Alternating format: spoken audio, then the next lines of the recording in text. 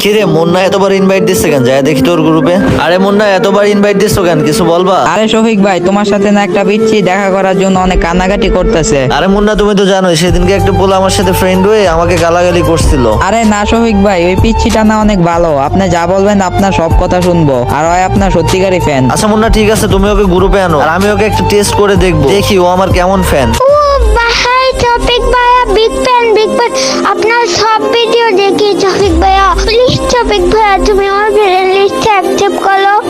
আইসে হালা বট, ওনার friend request accept করো। তোমার মতো কত ফ্যান আইলো গেল, তোমার মতো বটের ফ্রেন্ড রিকোয়েস্ট অ্যাকসেপ্ট করবো আমি? তুমি ভাবলা কেমনে? আরে টপিক ভাইয়া, আমি আপনার সত্যিকারের ফ্যান, প্লিজ টপিক ভাইয়া এমনটা করলেন না, আমি কিন্তু কান্না কইরা দিব।